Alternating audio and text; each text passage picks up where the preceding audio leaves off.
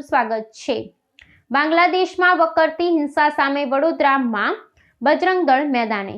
ચિત્તાગોંગમાં હિન્દુઓના ઘર સળગાવવાની ઘટના સામે કોઠી 4 રસ્તા પર પુતળા દહન કર્યું।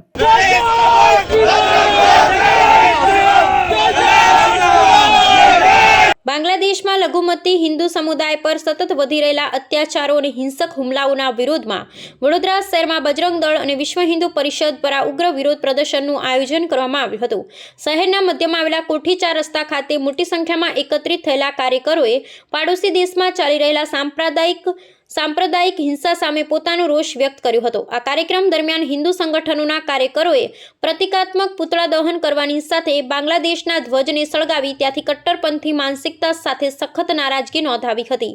આ વિરોધ પ્રદર્શનનું મુખ્ય કારણ તાજેતરમાં બાંગ્લાદેશના ચિત્તાગોંગ જિલ્લાના પશ્ચિમ સુલતાનપુર ગામમાં બનેલી અત્યંત હૃદયદ્રાવક અને ક્રૂર ઘટના છે। સોમવારે વહેલી સવારે અસામાજિક તત્વોએ 2 હિન્દુ પરિવારોના ઘરના દરવાજા બહારથી બંધ કરી દઈ મકાનોને આગ ચાંપી દીધી હતો, જેનો સ્પષ્ટ ઈરાદો પરિવારના સભ્યોને જીવતા સળગાવી દેવાનો હતો। માનવતાને લજવતી આ ઘટનાના ઘેરા પ્રત્યાઘાત વડોદરામાં જોવા મળ્યા હતા, જ્યાં આંદોલનકારીઓએ બાંગ્લાદેશ સરકારની નિષ્ક્રિયતા સામે સૂત્રોચ્ચાર કર્યા હતા અને માંગ કરી હતી કે આવી બર્બરતા આચરનાર અપરાધીઓ સામે તાત્કાલિક અને કડક કાયદાકીય કાર્યવાહી કરવામાં આવે।